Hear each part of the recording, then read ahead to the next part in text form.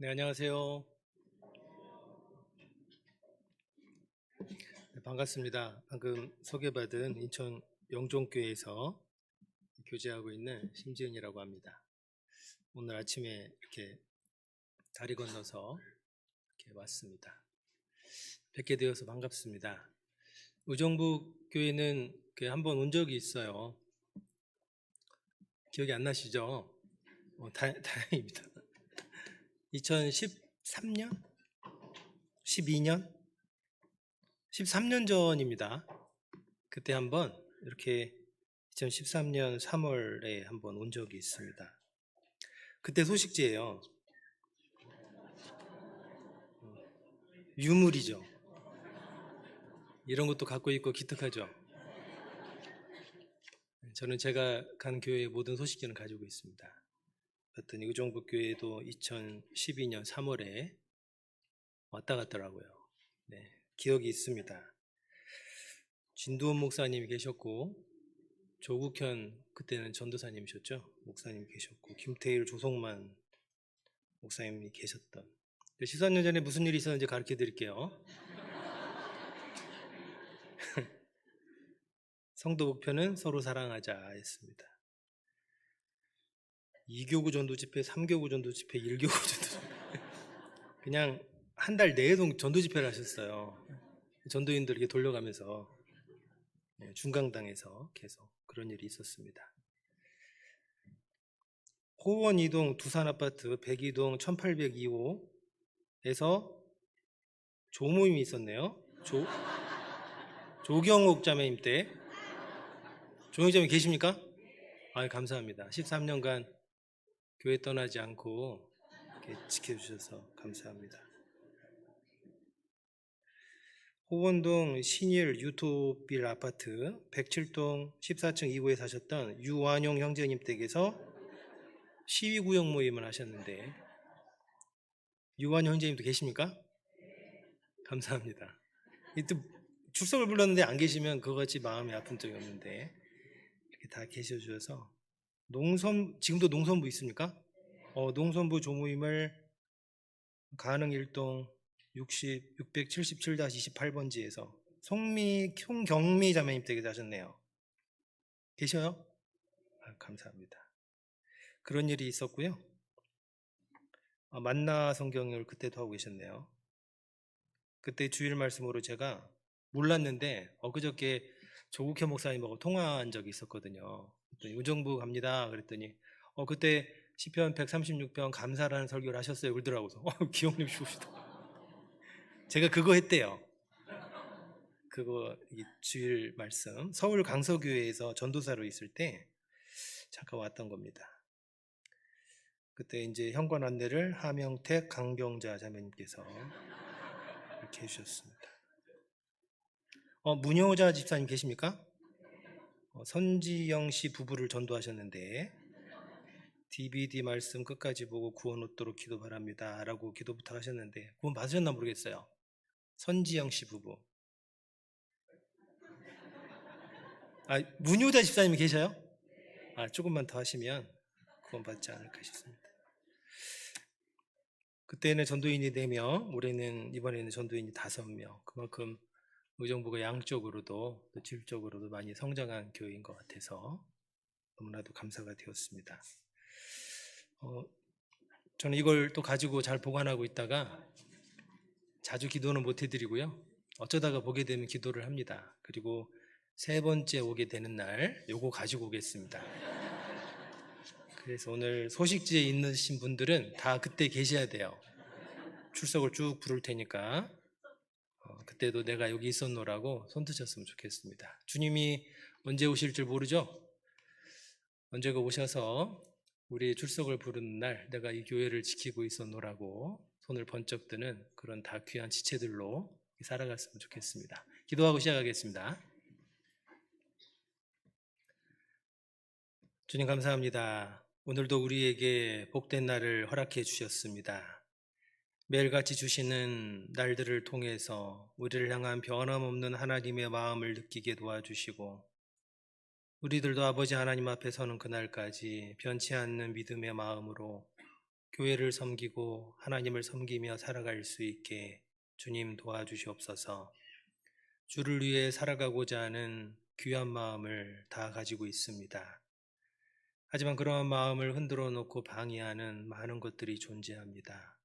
하나님의 사랑으로 또 은혜로 또 말씀의 힘으로 세상의 많은 죄된 유혹들로부터 우리를 지켜주시고 우리도 더욱더 하나님을 의지하는 마음으로 힘있게 살아갈 수 있도록 주님 인도해 주시옵소서.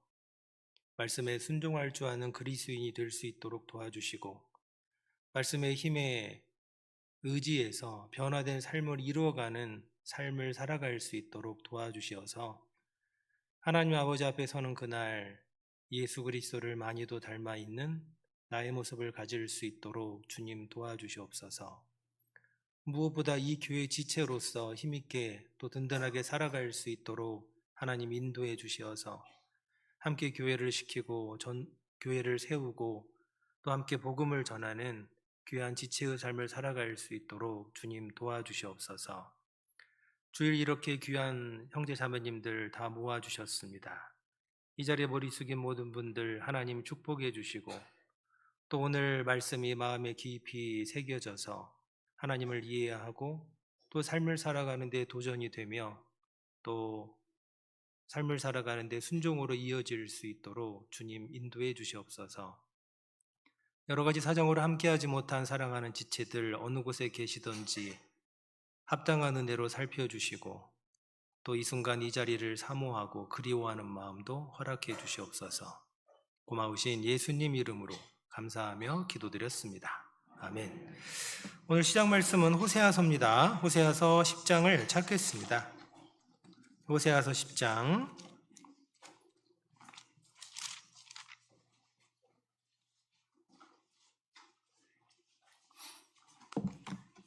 1절입니다. 호세아서 10장 1절.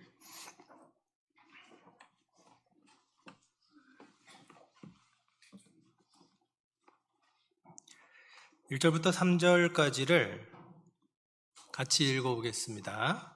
이스라엘은 열매 맺는 무성한 포도나무라. 그 열매가 많을수록 제단을 많게 하며 그 땅이 아름다울수록 주상을 아름답게 하도다. 저희가 두 마음을 품었으니 이제 죄를 받을 것이라. 하나님은 그 제산을 쳐서 깨치시며 그 주상을 헐으시리라. 저희가 이제 이르기를 우리가 여호와를 두려워 아니하므로 우리에게 왕이 없거니와 왕이 우리를 위하여 무엇을 하리요 하리로다. 11절입니다. 11절과 12절도 같이 읽어보죠.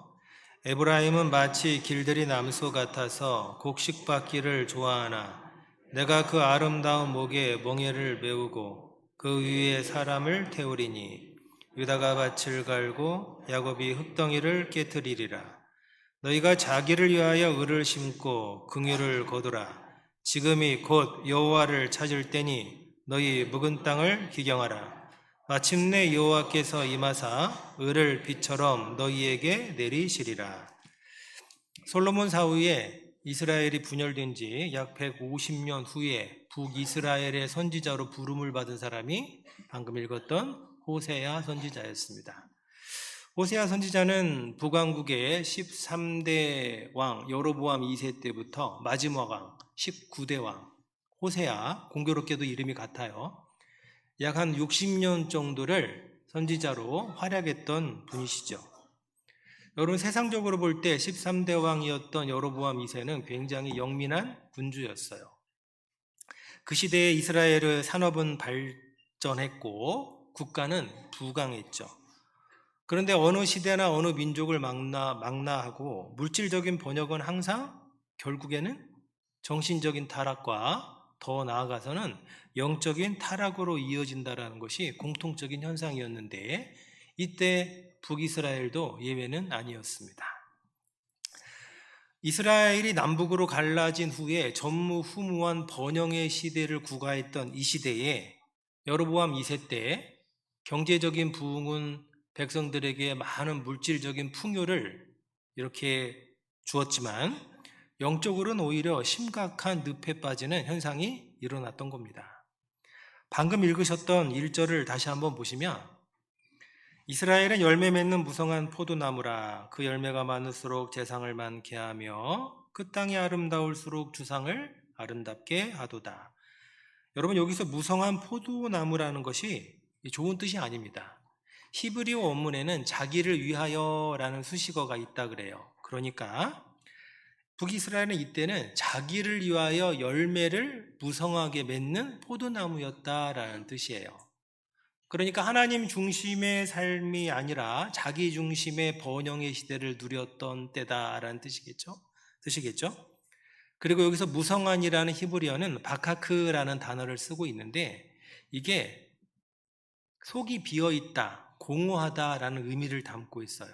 그러니까 겉은 굉장히 번영된 것처럼 무성하게 보이지만 겉만 그럴 뿐 하나님이 보시기에는 비어있는 거예요. 하나님 보시기에는 온갖 허무하고 공허한 것들로 가득 차 있는 상태다라는 뜻인 겁니다. 그렇게 육신적인 번영을 누리면서 결국 이어지는 것이 무엇이었냐? 1절 후반절에 다시 한번 보시면 그 열매가 많을수록 재단을 많게 하며 그 땅이 아름다울수록 주상을 아름답게 하도다.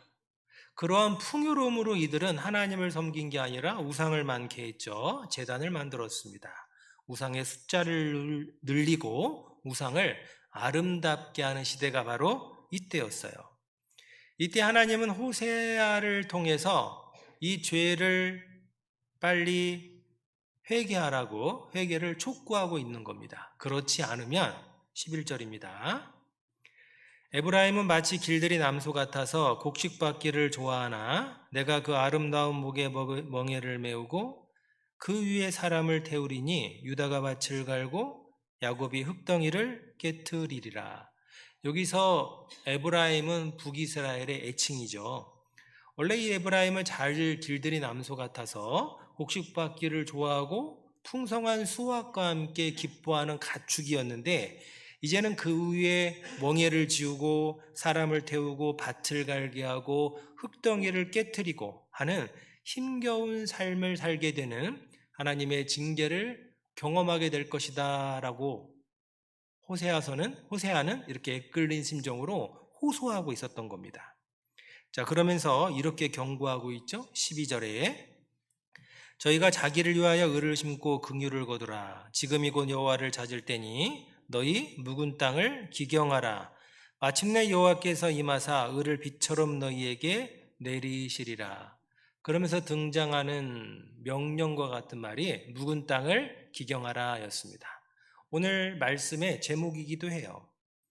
여러분, 여기서 기경이라는 건 뭐냐면 묵혀두었던 땅을 갈아엎어서 경작할 수 있는 좋은 땅으로 만드는 행위를 기경이라고 하는 거고, 묵은 땅이라고 하는 것은 한 번도 경작되지 않는 처녀터를 의미하는 것이 아니라 예전엔 굉장히 소출이 많이 나는 좋은 땅이었는데 지금은 이 기름진 땅을 방치하다 보니까 그 대신 온갖 잡초와 엉겅퀴로 그리고 잡목들로 우거진 땅을 바로 묵은 땅이다라는 겁니다. 이때 당시 이스라엘의 모습이 그랬어요. 방금 우리가 읽었던 12절처럼 그들은 원래 의를 심고 긍휼을 거두라. 원래 하나님 앞에 의의 열매와 긍휼의 열매를 많이 맺었던 사람들이었는데 이제는 모든 것이 옛일이 되어버렸죠. 그리고 오로지 자기를 위하여 열매를 많이 맺었으며 그런데 그 번성하면 번성할수록 오히려 이스라엘이라는 밭은 황폐하게 되어버린 겁니다. 묵은 땅이 되어버린 거예요. 그들을 바라보시며 하나님은 다시 한번 풍성한 소출이 나기를 기대하는 마음으로 묵은 땅을 기경하라라고 이렇게 명령을 하시는 겁니다. 여러분, 기름진 농가밭을 그냥 관리하지 않고 방치하면 어떻게 되는 줄 아십니까? 네, 방금 말씀드렸던 것처럼 아무리 문전옥답이라 하더라도 그냥 방치하면 온갖 잡초와 엉겅퀴가 가득한 아주 몹쓸 땅으로 바뀌어버려요. 자, 그러면 이렇게 엉망이 된 땅에 다시 한번 풍성한 소출을 얻게 하기 위해서는 어떻게 해야 될까요? 그냥 좋은 씨앗을 사다가 왕창 뿌려버리면 됩니까? 그렇지 않습니다. 일단은 엉겅퀴와 잡초를 다 제거해야 돼요. 이런 잡초와 엉겅퀴들을 제거하는 방법이 여러 가지가 있는데 그 중에 간편하게 확실한 방법이 싹 태워버리는 겁니다. 그 넓은 농가밭과 들을 일일이 캐내는 건 어렵거든요. 싹 태워버려야 돼요. 자, 태워도 그냥 태우는 게 아닙니다. 전체를 다 태워야 돼요.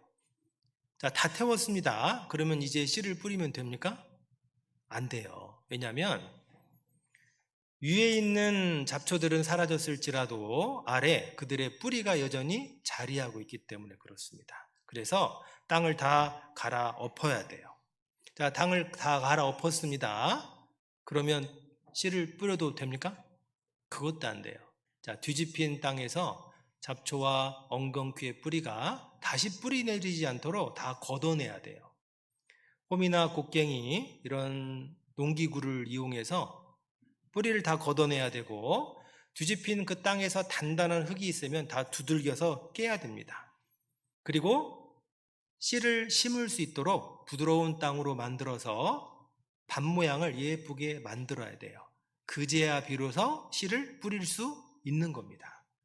그리고 그렇게 씨를 뿌리고 물도 주고 필요하면 거름도 주고 비료도 주면서 정성껏 돌보면 정말 황폐하게 묵었던 그 묵은 땅에서 놀라운 변화가 일어나죠. 황금 물결이 일렁이는 추수의 현장을 보게 되는 거예요.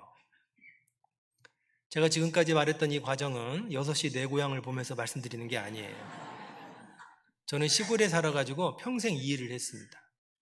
초등학교 때부터 아버지에게 노동력을 착취당하면서 농가밭으로 이끌려 다니면서 이 짓을 굉장히 많이 했어요. 이렇게 해야만이 여러분들이 원하는 열매를 얻어낼 수 있다는 겁니다. 여러분, 신앙생활도 그래요. 신앙생활을 하다 보면 때로는 우리는 영적인 무기력과 침체에 빠질 때도 있고 또 무슨 일이 있었는지는 모르겠지만 쌓이고 쌓이는 어떠한 것들 때문에 마음이 딱딱하게 변할 때도 있고 차가운 마음으로 교회만 왔다 갔다 하는 그런 신앙의 모습을 가질 때도 있어요.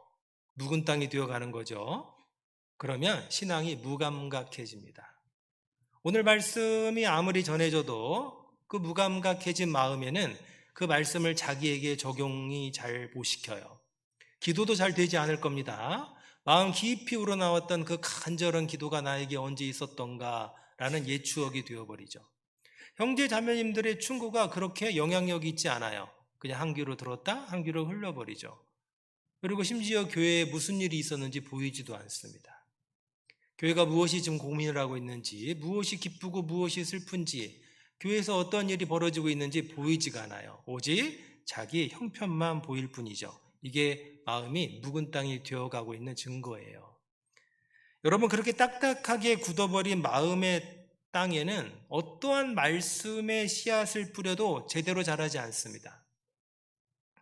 아무리 훌륭한 설교자가 이 단상에 서서 말씀을 전해도 황폐하게 묵어버린 그 마음의 묵은 땅을 갈아엎는 일 먼저 하지 않으면 되는 일이 없어요. 여러분들이 부모님으로부터 이렇게 물려받은 엄청난 땅이 있다고 생각을 해보세요. 문전옥답입니다. 그야말로 기름진 땅이에요. 그런데 그 땅을 고향에다가 두고 도시 생활을 하기 시작했습니다. 고향을 떠나온 지 오래됐죠. 도시의 각박한 생활 속에서 하루하루 먹고 살기가 힘들어요. 자, 그러는 과정 속에 이제 겨울이지만 엊그저께 추수의 계절이었죠. TV를 틀어보니까 추수의 계절 가을에 논에서 정말 벼를 수확하는 풍성한 장면을 보게 돼요. 그리고 과수원에서는 풍성한 열매를 거두는 모습을 보게 됩니다. 너무 부러운 거예요. 그 순간 딱 떠오르는 게 있죠. 나도 고향에 부모님이 물려준 땅이 있는데 나도 내려가서 저렇게 농사라도 지어볼까? 라는 생각이 듭니다. 그래서 각박한 도시 생활을 접고 귀농을 하려고 마음을 먹죠. 그리고 고향에 내려왔습니다. 그런데 농사 지어본 무신들은 알겠지만 이 농사 짓는 게요 쉽지 않습니다. 월급 받는 게 훨씬 나아요. 생각보다 어렵습니다.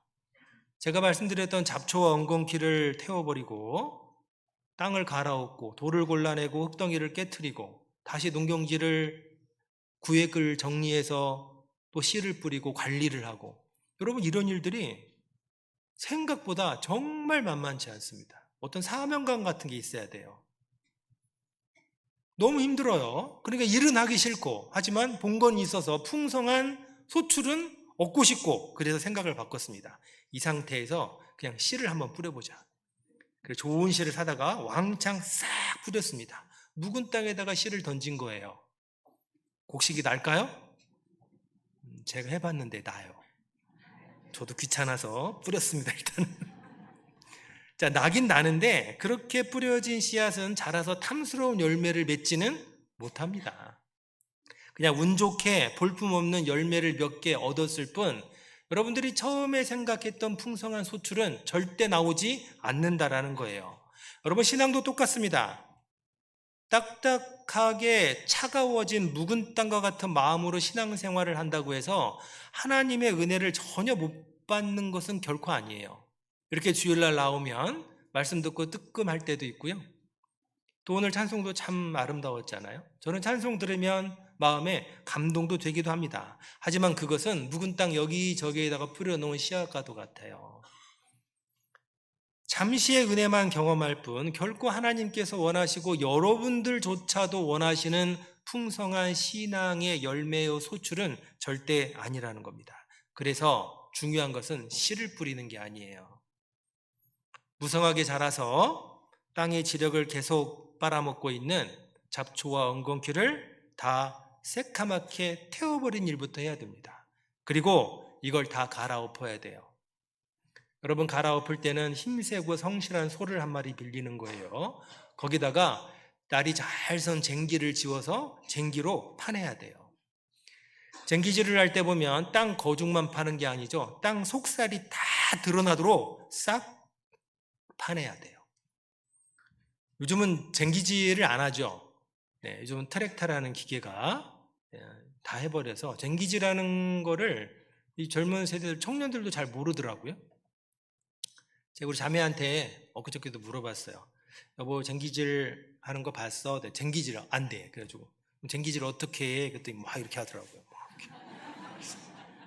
그건 쟁기질 아니라 괭이질이다. 네, 그러면서 쟁기질 해보셨습니까? 쟁기라는 농기구는요, 일단은 무거워요. 큰 나무와 쇳덩이로 되어 있기 때문에 이거를 그냥 들고 다니는 게 아닙니다. 지고 다녀야 돼요. 굉장히 무겁고 그 무거운 거를 힘센 소에다가 채워야 돼요.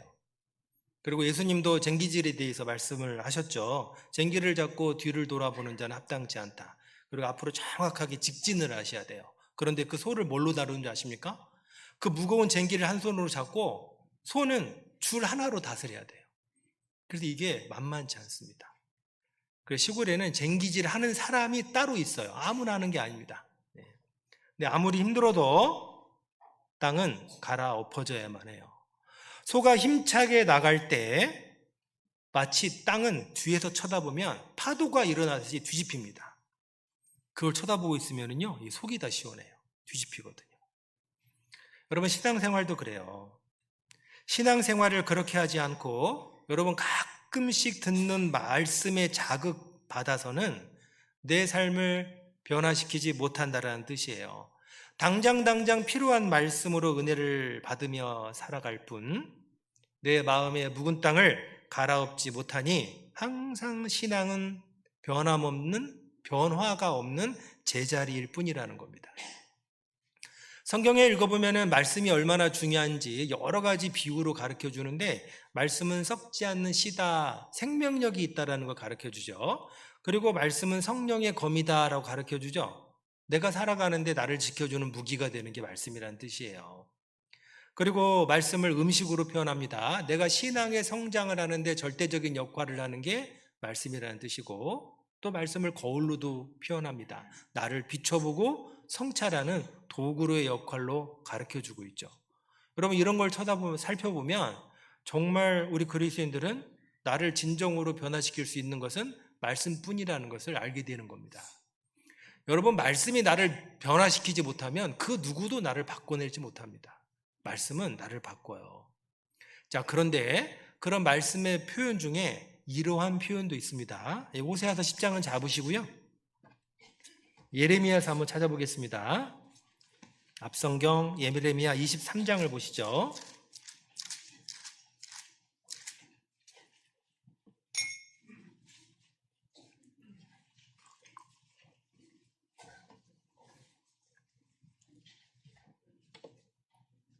(23장 29절) 말씀입니다. 23장 29절 말씀,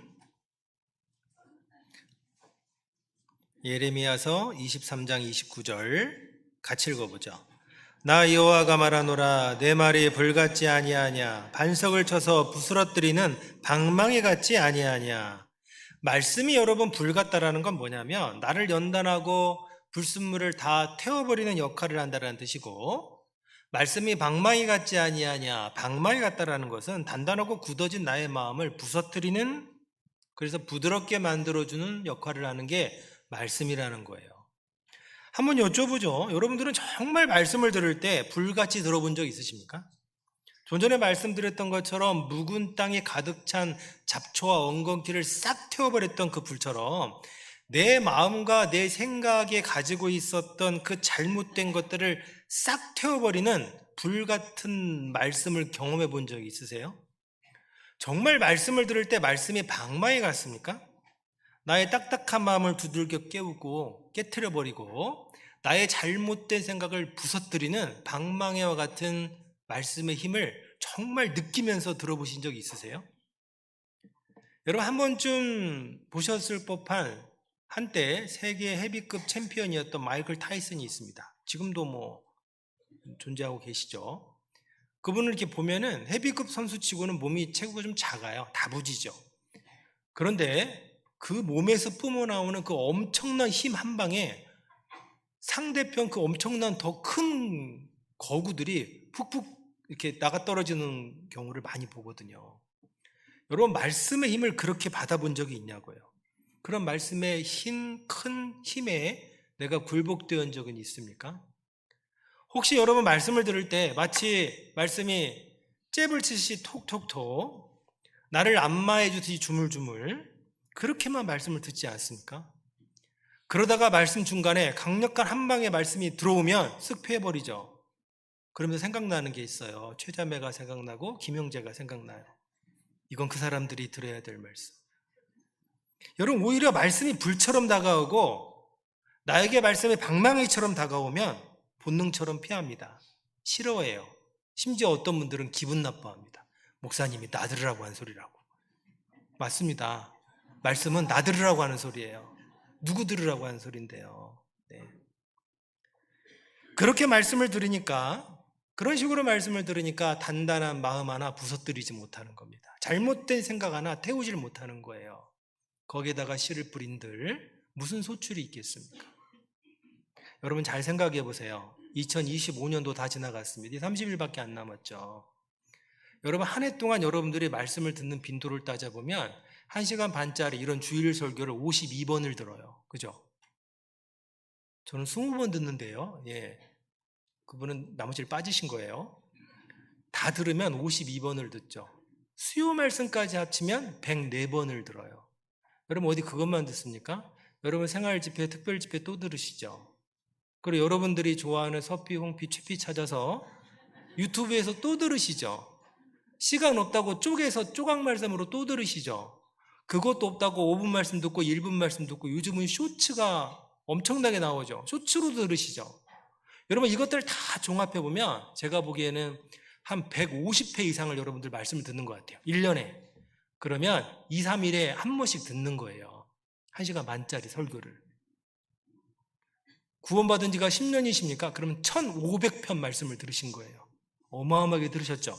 여러분, 이 정도 들었으면 나는 하나님 앞에, 교회 앞에, 형제자매들 앞에 완전히 부서져 있어야 돼요. 여쭤보죠? 부서져 있습니까? 오히려 시간이 가면 갈수록 작은 말 한마디에 상처받기가 쉽고 치밀어 오는 감정 하나 다스리지 못한 채 분노에 이끌어서 살아갈 때도 많습니다. 자존심 좀 상하면 세상 억울한 사람처럼 살아가기도 하죠. 말씀을 단 한 번 불처럼 방망이처럼 들어본 적이 없어서 그래요. 여러분, 그래서 우리 모두가 이러한 영적인 각성이 필요합니다. 내 삶의 밭이 지금 어떤지, 내 마음의 밭이 지금 어떤지 분명하게 쳐다보고 번쩍 눈이 떠져야 돼요. 이게 각성이죠. 내 마음의 밭이 이렇구나. 그런 다음에 쟁기가 깊이 들어가듯이 말씀이 깊이 나의 마음에 들어와 박혀서 내 마음의 묵은 땅을 갈아엎어야 합니다. 잡초를 제거하지 않으면 문제는 소출이 문제가 아니에요. 그 땅의 지력을 싹 빨아먹기 때문에 땅 자체가 나빠진다라는 게 문제가 있습니다. 피밭이라고 들어보셨습니까? 피밭? 성경에도 나오죠. 피밭이. 가룟 유다가 예수를 은 30에 팔고 성소에 은을 던지고 자결해 죽죠. 그리고 그 성소에 던진 은을 회수해서 이 돈으로 뭘 할까 하다가 토기장이의 밭을 사서 나그네의 묘실로 삼습니다. 그 땅을 피밭이다라고 성경은 얘기하는데, 제가 지금 말씀드리고 싶은 피밭은 그게 아니고, 가을 거지 때 논을 보면 원래는 정말 누렇게 익은 벼가 가득 차야 돼요. 근데 이걸 관리하지 않잖아요? 그러면 논피라는 강력한 잡초가 자라오릅니다. 관리하지 않는 논은 새카맣게 변해요. 그 논피가 새카맣거든요. 그래서 그것을 피밭이다 농부들은 얘기하고, 수치스러운 거예요, 사실은요. 게으른 거고 관리하지 않으니까. 올 한 해가 다 갔습니다. 여러분들의 마음을 말씀에 비추어 볼 때 내 마음은 어떤 것 같아요? 풍성한 소출이 나는 기경된 땅 같습니까? 아니면 곡식보다는, 곡식도 있겠죠, 아니면 관리하지 않아서 피가 월등히 많은 새카만 피밭 같습니까? 아니면 가시와 엉겅퀴와 잡목이 가득한 무성한 땅이 되어버렸습니까? 여러분, 다른 사람의 마음의 밭을 훔쳐볼 생각하지 마시고 자기의 마음의 밭을 볼 줄 아셔야 돼요.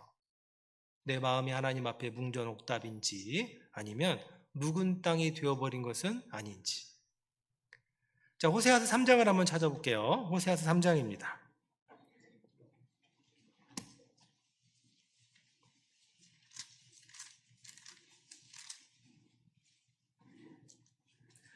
호세아서 3장 1절,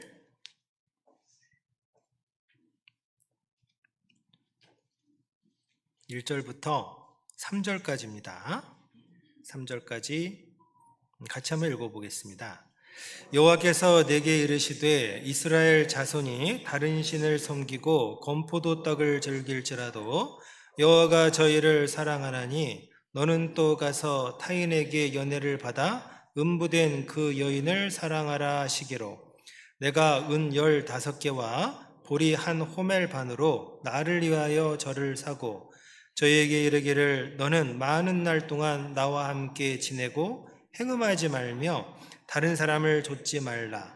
나도 내게 그리하리라 하였노라.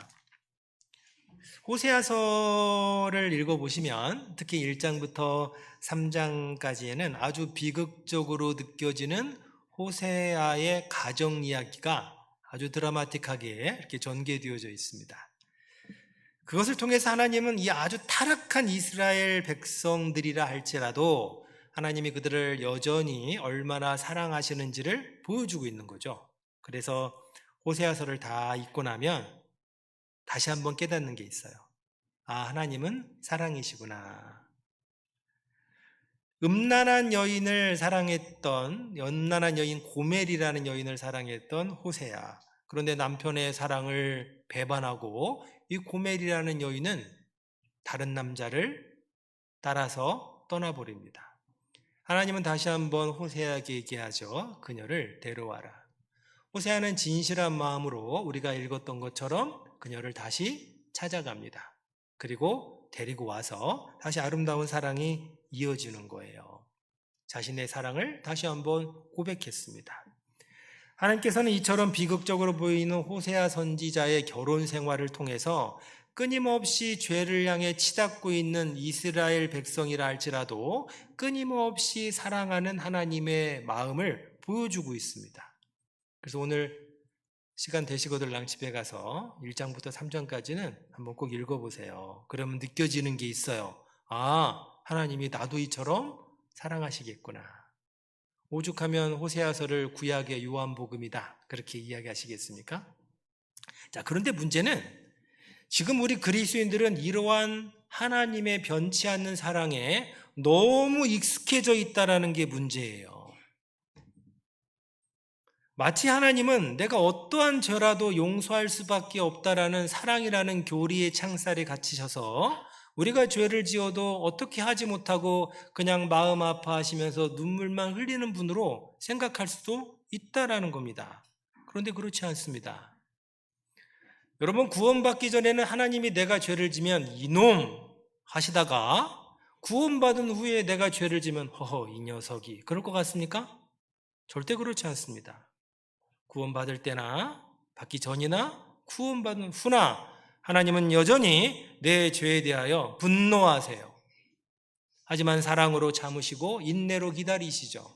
그 때로는 징계로 나를 교정해 나갈 뿐이라는 겁니다. 보십시오. 호세아라는 선지자는 사랑의 선지자라는 별칭을 가지고 있어요. 그분은 정말 하나님의 그 절절한 사랑을 자신의 온몸을 교보제 삼아서 우리에게 보여준 분이잖아요.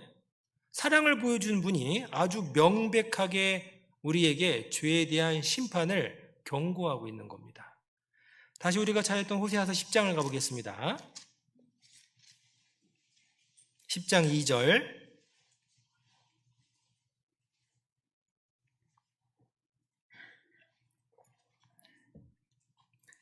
저희가 두 마음을 품었으니 이제 죄를 받을 것이라. 하나님이 그 제단을 쳐서 깨치시며 그 주상을 헐으시리라. 죄에 대해서 분명한 경고와 심판을 예고하고 있잖아요. 여러분, 그래 우리가 반드시 생각해야 될 게 있어요. 여러분 생각해 보십시오. 여러분들이 하나님에 대한 믿음의 출발은 어디서부터였냐면 진지하게 생각해 보면 하나님의 사랑을 깨달아서가 아니에요. 죄에 대한 두려움부터 시작되었다라고 이야기할 수 있습니다. 예수 그리스도께서 십자가에 달리신 그 처참한 모습을 보면서 여러분들이 처음에 느꼈던 것은 사랑일 리가 없습니다. 끔찍하잖아요. 머리에서 발끝까지 예수님이 다 찢겨졌습니다. 그런 비참한 모습을 보면서 어떻게 사랑이 느껴져요? 오히려 느껴지는 것은 죄에 대한 두려움이 느껴집니다. 그런데 그 끔찍한 십자가가 이제는 나에게 사랑의 십자가가 되고 나에게 자랑이 된 이유가 무엇입니까? 내가 달려야 될 자리에 예수가 대신 달렸다라는 사실이에요. 그래서 그 두려웠던 십자가가 이제는 나에게는 자랑이 되며 나에게는 사랑의 십자가로 바뀌었다라는 겁니다. 이처럼 우리가 십자가에서 처음 발견한 것은 하나님의 사랑이 아니라 죄에 대한 분명한 하나님의 두려운 심판이었어요. 거기서부터 실제 우리의 신앙이 싹 텄다라고 볼 수 있는 겁니다. 따라서 여러분 신앙생활을 할 때 무조건적인 하나님의 사랑만 기억하는 것이 아니라 반드시 여전히 내 죄에 대한 두려움, 그리고 무엇보다도 변하지 않는 내 모습에 대한 두려움을 갖고 사셔야 돼요. 이건 진짜 두려운 겁니다. 변하지 않는 내 모습에 대한 두려움. 여전한 하나님에 대한 사랑과 여전한 죄에 대한 하나님의 공의를 마음에 두고 살아야 된다는 겁니다. 여러분들의 신앙이 무감각해져 딱딱한 마음의 밭이 되어버렸을 때 어떤 설교자의 설교도 다 무시할 수 있습니다. 교회의 충고도 무시할 수 있어요. 하지만 기억하십시오. 하나님은 두려워할 줄 아셔야 돼요. 한 가지 여쭤보죠. 내 마음이 딱딱해지고 강팍해졌습니다. 하나님의 은혜에서 멀어졌어요. 이때 그런 나를 바라보시며 하나님이 어떻게 해주셨으면 좋겠어요? 그냥 그 상태로 나를 이해해 줬으면 좋겠죠. 잘 아시니까. 내가 왜 그런지 아시니까. 나를 잘 이해해 주시고 이해해 주시고 위로해 주시고 격려해 주시면 좋겠죠. 물론 그럴 겁니다.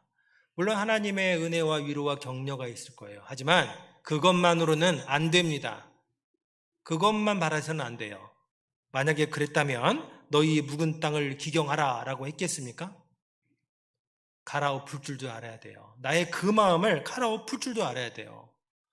여러분, 기경하지 않고서는 하나님의 풍성한 은혜를 누리지 못하기 때문에 그렇습니다. 하나님의 말씀이 나의 마음에 쟁기처럼 깊이 박혀서 쟁기가 지나갈 때마다 땅에 속살이 드러나듯이 내 마음이 뒤집히기를 기대하면서 여러분들 말씀을 들으셔야 돼요. 여러분, 정말 여러분들은 말씀을 들을 때마다 내 마음의 밭을 갈아엎을 줄 아셔야 되는 겁니다. 그래야 진짜 위로가 거기서 있고 감동이 되고, 그리고 진정한 하나님의 은혜를 발견하게 되는 겁니다. 그래서 오늘 선지자가 우리들에게 묵은 땅을 기경해야 된다라고 호소하고 있는 거예요. 겨울이 깊어질 겁니다. 추워지죠? 걱정할 건 없어요. 한 3개월 후면 또 더워집니다. 곧 봄이 올 거예요. 봄 기운이 싹 돌기만 해도 농부는 일할 준비를 해요. 땅을 갈아엎죠. 왜요? 풍성한 소출을 기대하니까.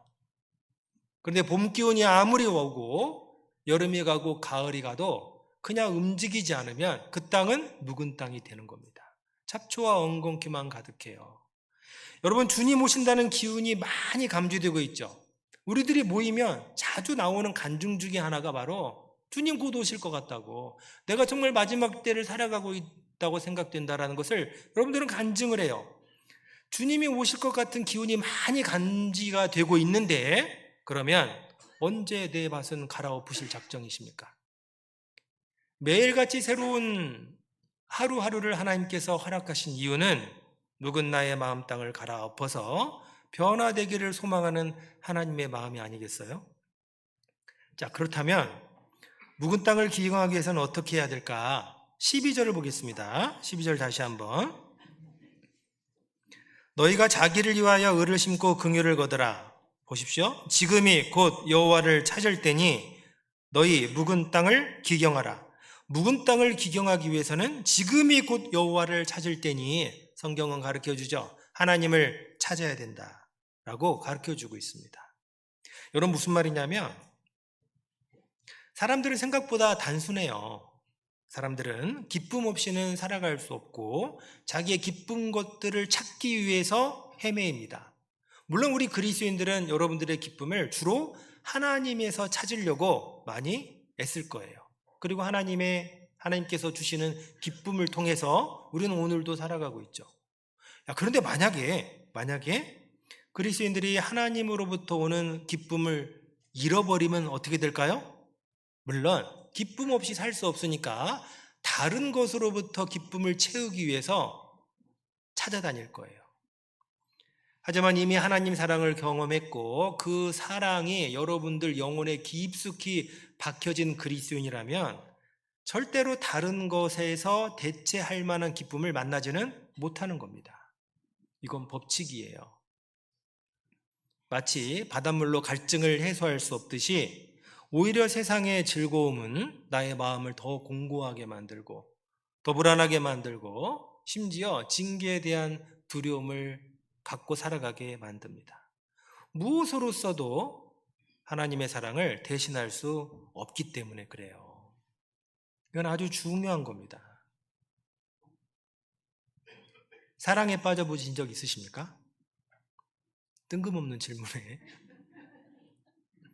물론 그 사랑은 남녀간의 사랑일 수도 있고요, 자식에 대한 사랑일 수도 있고, 친구에 대한 사랑일 수도 있고, 요즘은 이제 반려견 많이 키우죠. 반려견에 대한 사랑일 수도 있겠어요.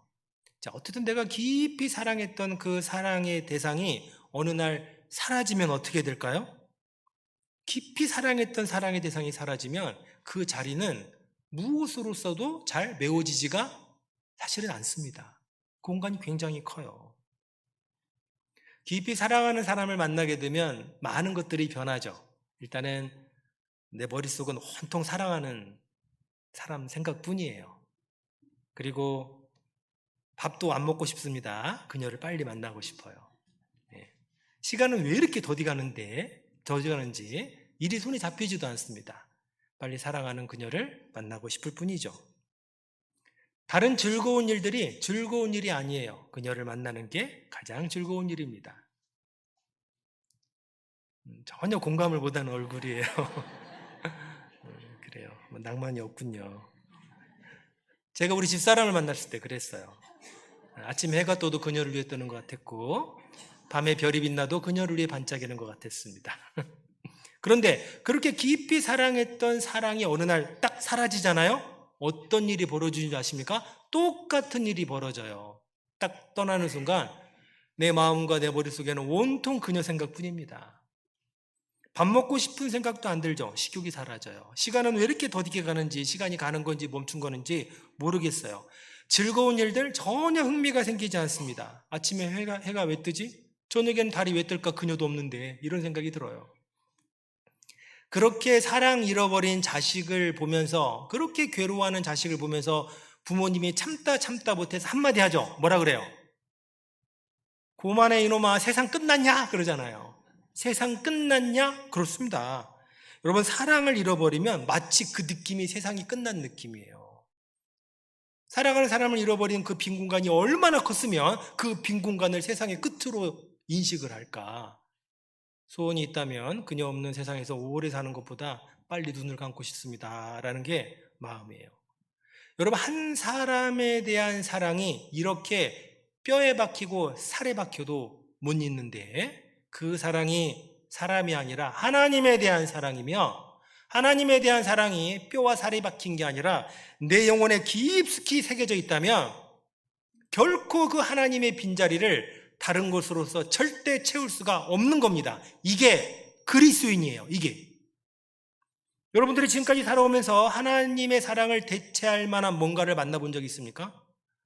여러분들이 지금까지 살아오면서 하나님 대신 내 영혼의 안식을 누릴 만한 그 곳을 발견한 적 있으세요? 시도는 해봤을 수는 있어요. 하지만 없잖아요. 없습니다. 그래서 묵은 땅을 기경하기 위해서는 반드시 하나님을 찾으라는 거예요. 너희에게 필요한 것은 하나님이다. 다른 게 필요한 게 아니다라는 거죠. 하나님을 그렇게 찾아야 돼요. 지금이 곧 여호와를 찾을 때니, 여기서 찾는다라는 단어는 대충 찾는 게 아닙니다. 찾는 것도 여러 가지 방법이 있잖아요. 대충 찾는 게 아니라 이거는 안 찾으면 절대 안 됩니다. 이거 없으면 저는 큰일 납니다라는 갈망하는 마음으로 찾는 게 바로 이 단어의 속뜻이에요. 그렇게 하나님을 찾으라는 겁니다. 제가 지금까지 살아오면서 제 손가락에 반지를 끼워준 사람이 3명 있어요. 돌 때 어머님이 한번 끼워주셨고, 기억은 안 나는데 증거가 있어요. 사진이 있더라고요. 실물이 없는 걸 보니까 나중에 팔아드신 것 같아요. 괜찮습니다. 뭐. 그 2번째는 제가 결혼할 때 제 아내가 끼워줬습니다. 그리고 3번째는 누군가가 무엇인가가 끼워줬어요. 그게 이 3번째 반지예요. 저는 결혼 반지는 안 차도 이 3번째 반지는 지금도 이렇게 차고 있습니다. 뭐 그냥 금가락지라서 비싼 건 아니지만 요즘 금값 좋아요. 근데 이게 굉장히 약하죠. 그러다 보니까 교회에서 어떤 봉사나 작업을 하면은 지금도 이렇게 상처가 굉장히 많은데 찌그러지기도 하고 해서 이걸 빼요. 보호하기 위해서. 그러던 어느 날 빼고 작업을 하고 왔더니 이게 사라졌습니다. 잃어버린 거예요. 제가 어떻게 찾을까요? 결혼 반지보다도 더 소중하게 끼는 이 반지가 사라졌는데, 그때부터 저는 밥을 안 먹고 찾았습니다. 이거 없으면 안 될 것 같이 집을 다 뒤집었어요. 없어요. 혹시나 교회가 있나? 그래서 교회 집무실을 다 뒤집었습니다. 하도 뒤집으니까 형제들이 와가지고 목사님 뭐 찾으세요? 그래서 말 안 하려다가 반지가 사라졌다. 같이 찾다가 형제님들이 힘드니까 목사님 제가 더 큰 걸로 사드릴 테니까 그만 찾으시죠. 여러분, 큰 게 중요한 게 아닙니다. 더 비싼 게 중요한 게 아니에요. 그 반지야 돼요. 그거야 돼요. 안 찾으면 어떡하지? 정말 잃어버렸으면 어떡하지? 두려운 마음까지 생기더라고요. 그 어떻게 됐을까요? 차였어요. 끼고 있잖아요. 차였어요. 찾았을 때 그 기쁨. 여러분, 하나님을 그렇게 찾아봤냐고요. 없으면 안 될 것 같지. 하나님, 저는 정말 하나님을 못 찾으면 저는 안 됩니다. 그런 두려운 마음을 가지고 절대적으로 하나님을 찾을 때니 찾으라는 거예요. 그런데 이스라엘 백성들은 이 당시에 그렇게 하나님을 찾지 않았습니다. 세상의 부와 쾌락을 그렇게 찾았죠. 수많은 우상들에게 지금 가진 것보다 더 많은 걸 달라고 빌면서 풍요로운 삶을 더욱더 찾으면서 살았지만 그들은 하나님을 그렇게 찾지는 않았어요. 그러니 그들 마음에 자리하고 있었던 이 세상 모든 것들이 그의 신앙을, 마음의 밭을 싹 황폐하게 빨아먹고 있었던 겁니다. 그것을 바라보며 호세아는 묵은 땅을 기경해야 되며 그러기 위해서는 먼저 하나님을 찾아라 라고 강력하게 이야기해 주고 있는 겁니다. 지금이 곧 여호와를 찾을 때니, 이 때가 에트라는 히브리어를 쓰는데 이게 어떤 때냐면 아무 때나 찾아라 라는 뜻이 아니에요. 정해진 때, 아주 특별한 때, 그때 반드시 찾아야 될 때다라는 뜻이죠. 즉 이스라엘은 지금 겉만 번성했을 뿐 영적으로는 완전히 무너져서 하나님의 심판이 임박한 이 절망의 때, 이때가 바로 하나님을 찾을 기회의 때다라고 말씀해 주고 있는 겁니다. 우리도 살다 보면 내 마음이 차갑게 변하고 묵은 땅이 되어갈 때가 있어요. 묵은 땅이 되어버리면 신앙의 열정은 이미 식어졌죠. 무기력해집니다. 신앙의 실증이 나요. 포기하고 싶고 쉬고 싶습니다. 그때가 하나님을 찾을 때라고요. 연말이죠. 많은 분들이 내년에 휴식과 포기를 생각하시고 모든 걸 내려놓으려고 하시는 분 계시죠. 그때 하나님을 찾아야 될 때라는 겁니다. 만약에 그때를 놓치면, 그 기회의 때를 놓치면, 그리고 그냥 살아가면 어떻게 되겠습니까? 내 마음의 잡초와 같은 것을 불사르려고 하지도 않고 말씀의 시퍼런 쟁기가 되어서 내 마음의 땅을 뒤집으려 하지도 않고 그냥 살아가면 어떻게 되겠어요? 살 수는 있습니다. 하지만 정말 그리스도인으로서 내 마음의 진정한 평화, 그리고 그리스도인에서 마땅히 누려야 될 하나님 앞의 행복은 누리지 못하고 사는 거예요. 여러분, 우리는 십자가의 은혜와 하나님의 사랑을 체험한 사람들입니다. 그것도 깊이 체험한 사람들이죠. 여러분, 그런 우리들이 그리스도인으로서 아무런 변화 없이 살아간다면 행복할 리가 없어요. 다시 한번요. 여러분, 그리스도인들은 아무런 변화 없이 살아가면 절대 행복하지 않습니다. 기쁘지 않은 거예요. 어쩜 여러분들이 그동안 느꼈던 신앙생활이 재미가 없고 기쁘지 않고 힘들게만 느껴졌다면 그것은 무엇 때문에, 누구 때문에가 아니라 내 마음의 묵은 땅을 기경하지 못했던, 갈아엎지 못했던 현상이라는 겁니다. 변화가 없었거든요. 변화가 없으니까 기쁨이 없는 거예요. 여러분, 마음의 묵은 땅을 잘 기경해서 진정한 그리스도인의 삶을 살아갔던 사람들, 그러니까 즉 그리스도인으로서의 어떤 변화를 경험한 사람들은 기뻐요. 힘이 있습니다. 신앙생활이 재미있어요. 악기를 하나 배운다고 생각해 보세요. 이런 악기를. 처음에는 힘들죠. 어렵죠. 실력이 잘 안 드는 것 같습니다. 소질이 이런가? 재미가 없어요. 실력의 변화가 없으면 재미가 없어요. 그럼 포기를 하죠.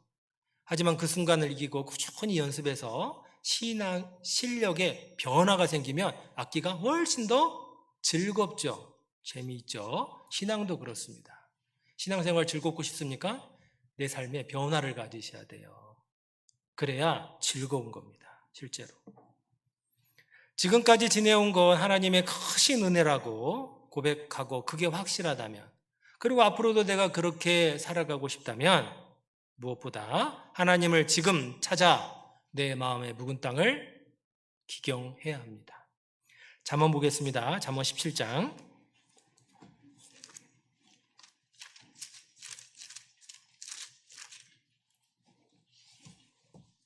22절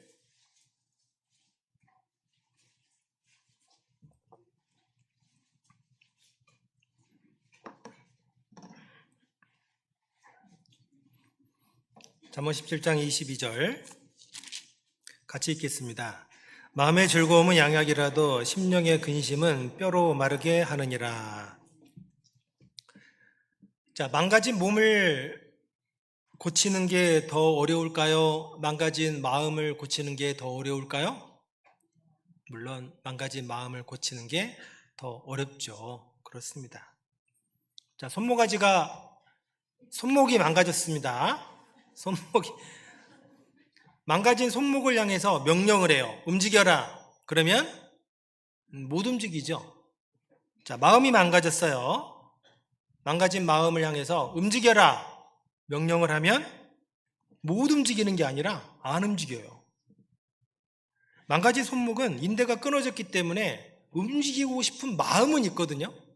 마음은 있지만 인대가 끊어지기 때문에 못 움직이는 거고, 망가진 마음은 그 동기 자체가, 바탕 자체가 망가져 있기 때문에 아예 움직일 생각을 안 씁니다. 안 움직이는 거예요. 그래서 마음의 병을 고치는 게 훨씬 더 어렵다라고 얘기하는 겁니다. 심지어 세상에서는요, 마음의 병을 운명처럼 받아들여서 그냥 약 먹고 평생 관리하세요, 이렇게 운명처럼 받아들인 경우도 굉장히 허다합니다. 하지만 우리 그리스도인들은 그 망가진 마음을 고치는 게 불가능하지 않습니다. 우리는 망가진 마음을 얼마든지 움직여낼 수 있어요. 여러분, 다 움직일 수 있습니다. 왜냐하면 하나님의 은혜가 있기 때문에 그래요. 여러분, 우리는 하나님의 은혜가 있기 때문에, 하나님의 은혜는 우리의 마음을 치료하기 때문에 가능한 겁니다. 정말 미운 사람이 있어요. 다시는 보고 싶지 않은 사람. 그런데 내가 십자가의 깊은 사랑을 깨닫고 나니 그 정말 미웠던 사람이 이제는 어떻게 보여요? 불쌍하게 보이죠. 긍휼한 마음이 듭니다. 경험해 보셨잖아요. 전도도 하잖아요, 심지어는. 이게 하나님의 은혜가 나를 고치는 거예요. 누군가가 나에게 10억을 주면서 네가 죽도록 미워하는 사람을 사랑해라 하면은 사랑할 수 있겠습니까? 10억이면 말은 여러분 그렇게 할 수 있을지 몰라도 10억이 아니라 100억을 줘도 미움은 못 삽니다. 그런데 돈 한 푼 안 받아도 하나님의 은혜를 받으면 그 미움이 긍휼로 바뀌어요. 그 이유는 강팍한 인간의 마음을 갈아엎어서 새 마음을 주는 게 하나님의 은혜이며 하나님의 전공이기 때문에 그렇습니다. 그래서 지금 내가 당장 하나님을 찾으면 이 딱딱한 마음이 어떻게 되겠어요? 바뀝니다. 하나님 바꿔주신다니까요. 그것이 바로 하나님의 은혜가 내게 하는 일이에요. 그래서 그런지 우리 그리스도인들이 가장 좋아하는 그 성경적인 단어를 하나 꼽으라면 은혜인 것 같아요. 은혜. 하나님의 은혜를 갈망하며 살아가고 있는 그리스도인들. 그래서 은혜라는 찬송을 또 굉장히 좋아하죠. 은혜라는 찬송이 또 많아요. 그런 은혜 찬송을 듣고 나면 정말 마음이 따뜻해져서 내가 정말 하나님의 은혜를 받고 있는 듯한 느낌도 듭니다. 이런 찬송도 있어요. 은혜 아니면 나서지 못하니 놀라운 사랑, 은혜 아니면 나서지 못하네. 여기까지 하겠습니다. 너무 진지하게 들어주시니까 부담돼가지고 노래 못해요. 가사가 좋죠? 보세요.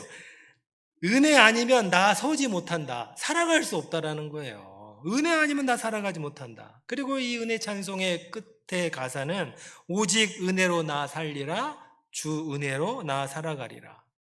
맞잖아요. 여러분, 우리 그리스도인들이 이 세상을 살아가는 방법은 하나님의 은혜로 살아가는 거예요. 내 자존심으로 살아가는 게 아닙니다. 내 감정으로, 내 판단으로 살아가는 게 아니라, 여러분, 그리스도인들은 하나님의 은혜로 살아가는 사람들이에요. 허름한 티가 있습니다. 굉장히 허름한 티. 근데 라벨을 보니까 구찌야. 그럼 이건 10만 원대로 뛰는 거예요. 몇십만 원대로. 그러죠? 근데 굉장히 깨끗하고 좋은 티셔츠가 있는데 봤더니 마데인 치나예요. 그럼 가격은 뚝 떨어지죠. 무슨 말이냐면 어떻게 생겼거나 라벨이 뭐가 붙어 있는지에 따라서 가치는 싹 달라져요. 병원에 갔더니 의사 선생님이 내 이야기를 들어보고 검진도 해보더니 우울증이 좀 있는 것 같다고, 우울증이란 딱지를 나한테 탁 붙여줬습니다. 그 순간 모든 게 우울해요. 심지어 간증도 해. 나 우울하다고. 나 우울한 것 같아. 어쩐지 내가 요즘 막 처지더라. 나 우울증 있대. 그래서 하루가 다 우울해집니다. 삶이 그래요. 또 사는 게 얼마나 각박하고 현실이 힘듭니까? 그 삶의 현실은 여러분들의 삶에 힘들어라는 딱지를 딱 붙여줘요.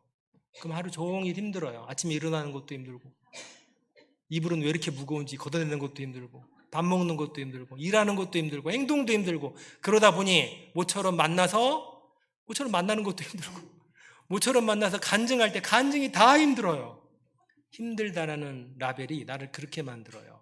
고개 숙여, 밥 먹지 마, 뭘 잘했다고, 눈 깔어, 자지 마, 불면증에 시달리고. 여러분, 힘들다는 라벨은 나에게 그렇게 만들어버려야 돼, 가치를. 여러분, 그런데 우리에게는 더 강력한 라벨이 하나 붙어 있다는 것을 결코 잊어서는 안 됩니다. 그게 바로 하나님의 은혜라는 라벨이에요.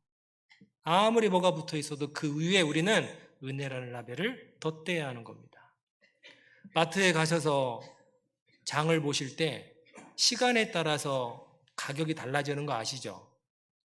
아침에 2만 원짜리였던 고기가 오후쯤 가면은 15,000원으로 떨어져요. 이걸 찢어내고 붙이는 게 아니라 그 위에다 덧대죠. 15,000원. 저녁 때 주면 10,000원으로 덧대고 문 닫을 때쯤 10시쯤 가면 8,000원으로 딱 붙어 있습니다. 그러면은 이 제품의 가격은 얼마예요? 어떤 분들이 이거 다 더하는데 맨 위에 있는 게 그 값어치가 되는 거죠. 그렇습니다. 아무리 그 선생님이 나한테 우울증을 붙여놓고 내 삶에 나에게 힘들다는 라벨을 붙여도 그 위에, 가장 위에 여러분들은 은혜라는 라벨을 붙이셔야 돼요. 그러면 내 삶의 가치는 은혜가 되는 겁니다. 여러분들 은혜라는 라벨은 여러분들에게 고개 들어, 하늘을 봐, 괜찮아, 다 잘 될 거야, 푹 자, 밥 먹어, 행복해질 거야 를 우리에게 선물해 줘요. 여러분, 그리스도인들은 이처럼 은혜로 살아가는 사람들인 겁니다. 저는 영종교회에서 왔습니다. 영종교회는 어디에 있을까요? 인천에요? 보통은 영종도에 있어요라고 하는데 영종도 이렇게 섬에 있어요. 저는 섬에서 왔습니다. 저는 섬교사예요, 섬교사. 영종도에서 가장 유명한 게 뭐죠? 네, 인천국제공항. 어제도 다녀오셨다면서요, 목사님 모시고. 인천국제공항. 전국에 있는 전도인들과 전국에 있는 형제자매인들의 약 80% 정도가 1년 중에 가장 많이 방문하는 곳이 바로 이 선교 때문에 영종도에 들어오십니다. 인천국제공항을 들어오는 거죠. 그런데 그곳에 영종교회가 있는 건 잘 모르세요. 그곳에 영종교회가 있습니다. 영종도에는 사람들이 많이 사는 곳이 신공항 도시라는 데가 있고 그다음에 하늘 도시라는 데가 있어요. 여기에 주거 밀집 지역입니다. 불쌍하게 보지 마십시오. 가보면 굉장히 도시화가 이루어져서 거기 가면은요, 섬에 사는지도 몰라요, 사실은요. 네, 잘 돼 있습니다. 저는 하늘 도시에 살아요. 하늘 도시에. 한문으로 바꾸면 천성이죠.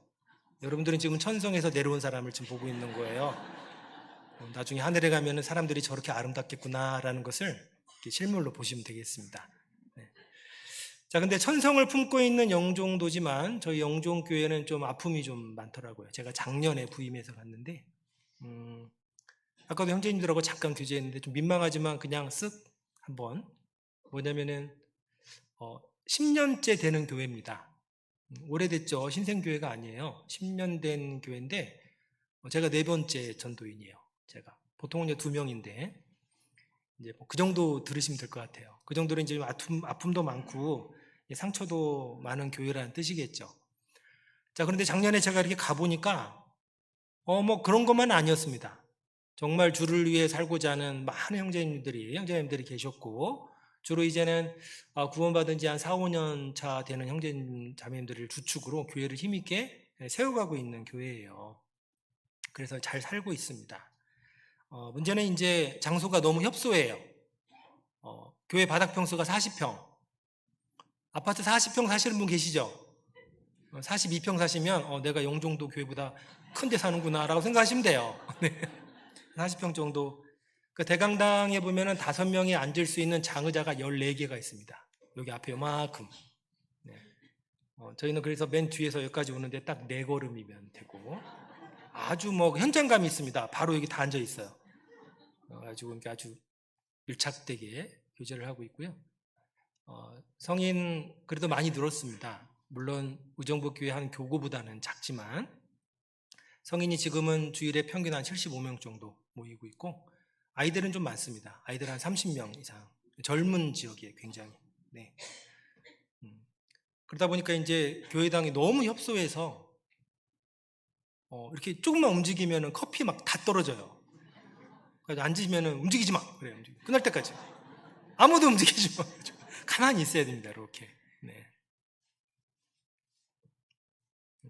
그러다 보니까 이제 건축에 대한 열망이 계속 일어나면서 건축을 좀 준비하고 있는 중이기도 합니다.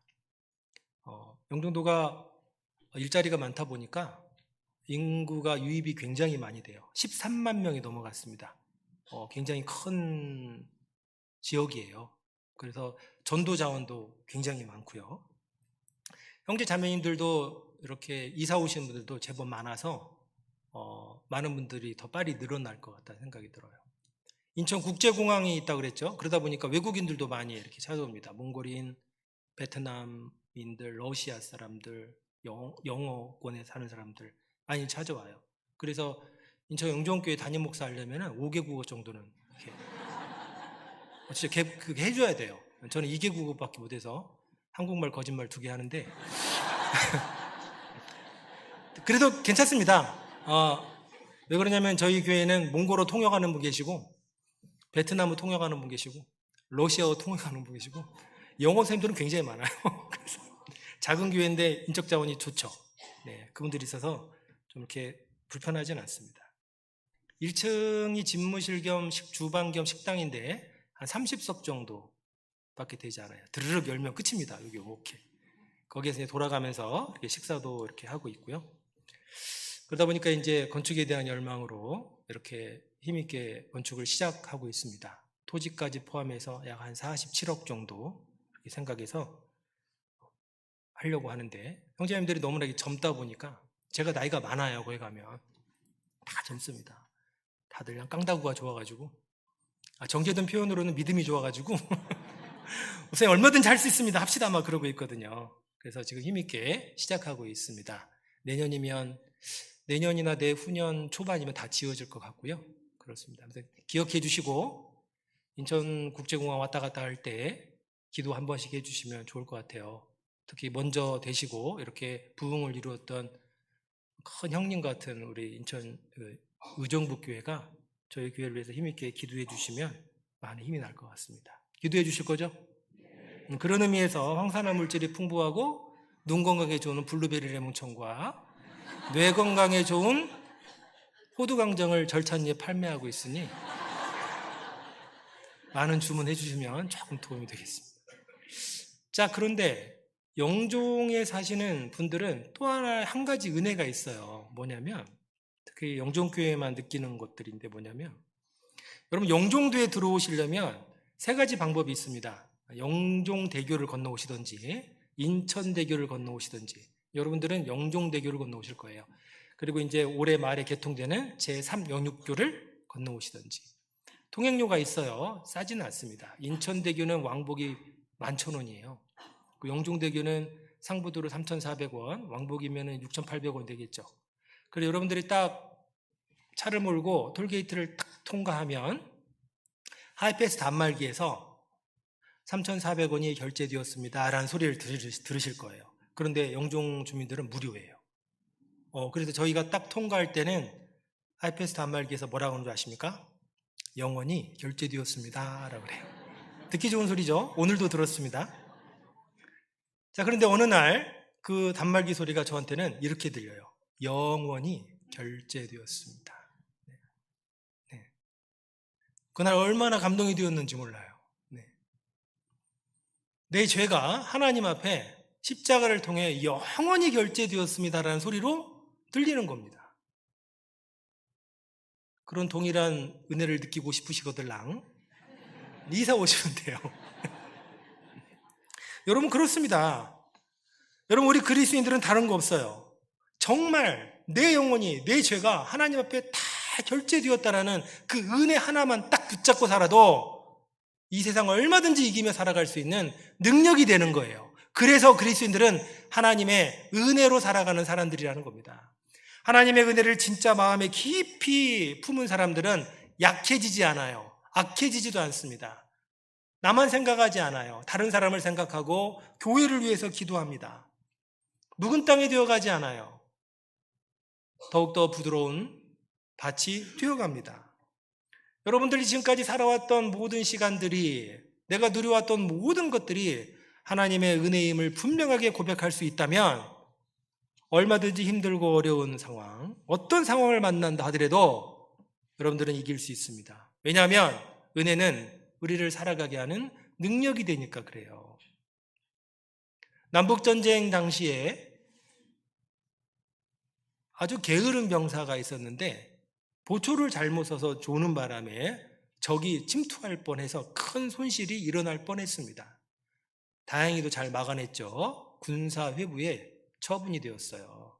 재판을 받습니다. 그런데 한두 번이 아니었어요. 늘 게을렀던 병사였어요. 이번에는 안 되겠다 해가지고 아주 큰 그 판결이 내려졌는데 즉결 처분이었습니다. 군인 전시였잖아요. 사형이에요. 죽게 됐죠. 그때 그 병사의 가족들과 수많은 동료들이 대통령께 탄원을 했고 링컨 대통령은 그 탄원을 받아들입니다. 그리고 석방해 주죠.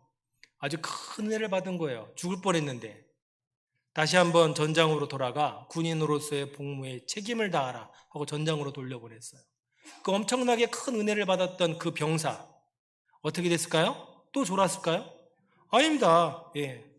삶이 완전히 바뀌었어요. 그 은혜를 잊지 않고 충성스러운 나라의 군인으로서 나라를 지키고 제대했습니다. 당연한 결과죠. 지독하게 게을렀고 형편없었던 그 군 병사를 바꾼 것은 고참들의 가혹한 얼차려가 아니라 은혜였습니다.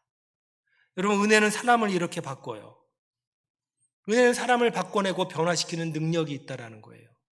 여러분들이 받은 은혜를 선물로만 받지 마십시오. 은혜로 받아야 돼요. 우리는 구원이라는 엄청난 은혜의 선물을 받았죠. 우리는 은혜를 선물이라고 합니다. 구원을 선물이라고 그래요. 그 말인즉슨 엄청난 능력을 받으신 거예요. 하나님으로 받았던 여러분들의 은혜를 선물로만 받지 마십시오. 능력으로 삼으셔야 돼요. 오늘을 살아갈 수 있는 능력. 그래서 지금 내 마음이 차갑게 되고 지금 내 마음이 묵은 땅이 되어간다면 하나님께 주시는 그 은혜를 능력 삼아서 다 갈아엎으셔야 돼요. 그래야 그리스도인으로서의 진짜 올바른 삶을 변화를 이루며 살아갈 수 있는 겁니다. 이사야서 49장을 찾겠습니다. 이사야서 49장입니다.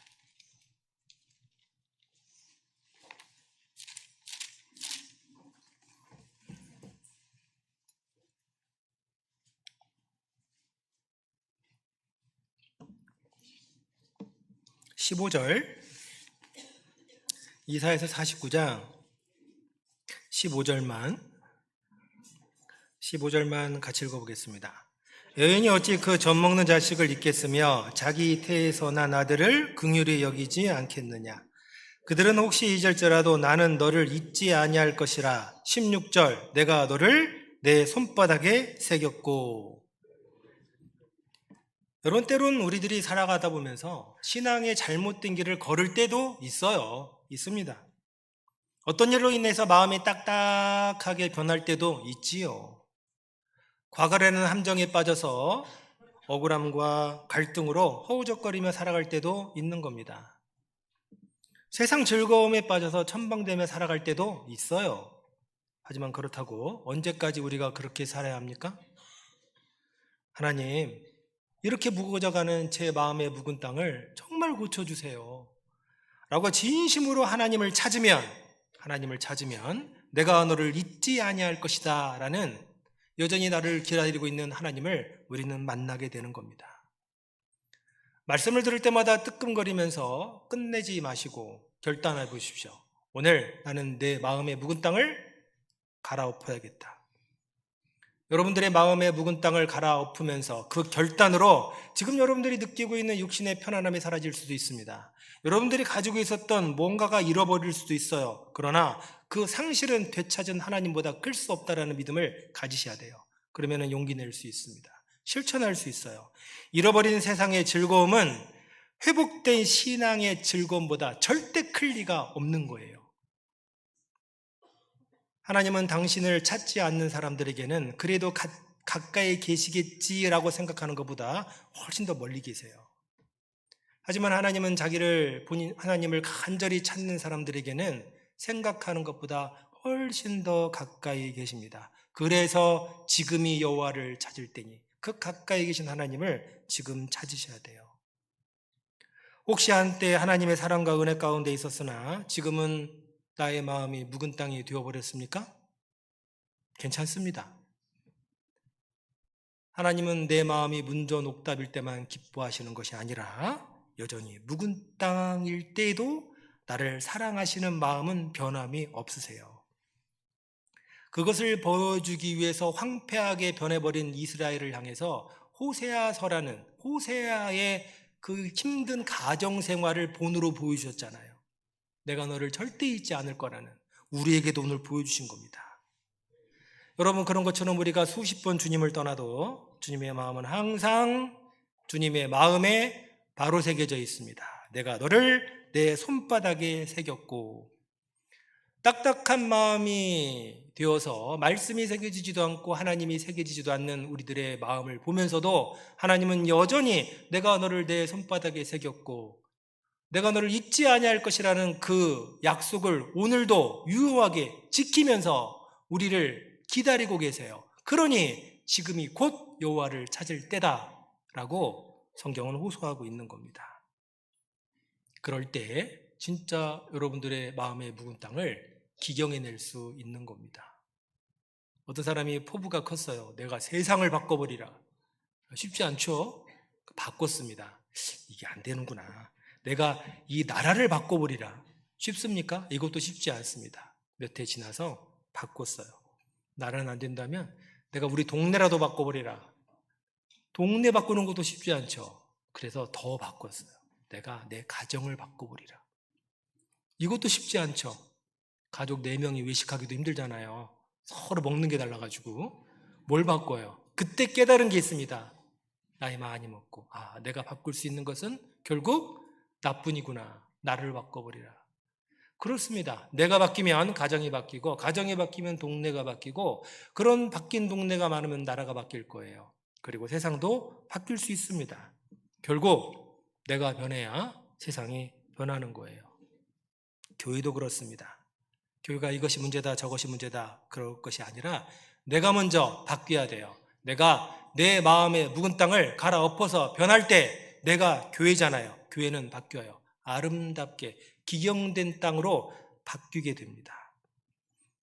여러분, 그래서 내가 정말 나를 사랑한다면, 내가 내 가족을 사랑한다면, 내가 정말 사랑하는 의정부 교회를 위해서 기도하는 마음이 있다면 먼저 너의 묵은 땅을 기경해라. 내 마음의 땅을 갈아엎는 일부터 하셔야 돼요. 갈아엎히면 그곳에 하나님은 영혼을 심어줄 것이고 하나님의 소명을 심어줄 것이고 교회를 심어줄 것입니다. 끝이 아니죠. 심어진 그곳에 은혜를 단비처럼 내려줄 것이고 신앙의 풍성한 소출을 걷어내게 해주실 거예요. 이것이 즐거운 신앙생활이며 기쁜 신앙생활, 풍성한 신앙, 그리고 이어지는 교회의 부흥이 아니겠습니까? 여러분, 그래서 지금 당장 여호와를 찾고 묵은 땅이 되어가려는 내 마음을 기경해서 하나님의 은혜가 오늘도 나에게 결핍되지 않도록 간구하면서 이렇게 살아가는 삶이 되었으면 좋겠습니다. 기도하고 마치겠습니다.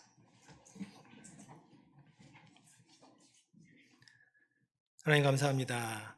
늘 하나님의 은혜 속에서 살아가고 있는 우리들, 하지만 여전히 어리석고 근시한 적이라 세상 형편에 마음이 흔들릴 때도 너무나도 많습니다. 교회를 보지 못할 때도 많이 있으며 주변에 사랑하는 형제 자매님들의 모습이 보이지 않을 때도 많이 있습니다. 하나님, 우리의 눈을 더 크게 떠서 각성하게 도와주시고 우리의 마음을 하나님의 마음으로 정말 기경된 땅으로 만들 수 있도록 도와주시옵소서.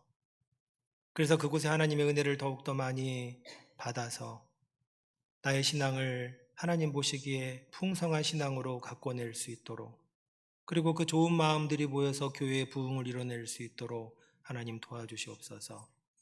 말씀 앞에 변화되어 가는 삶이 얼마나 기쁜 삶인지를 경험할 수 있도록 하나님 도와주셔서 오늘도 전해지는 말씀을 마음에 깊이 새기고 순종하며 살아가는 삶이 이어질 수 있게 주님 도와주시옵소서. 2025년이라는 하나님의 은혜의 해가 더물어가고 있습니다. 삶을 돌아보며 나를 성찰할 수 있는 기회를 허락하여 주시고 또 남겨진 시간 잘 준비해서 새로운 한 해를 맞이할 수 있는 좋은 기회의 시간으로 삼을 수 있도록 주님 인도해 주시옵소서. 고마우신 예수님 이름으로 감사하며 기도드렸습니다. 아멘. 찬송하시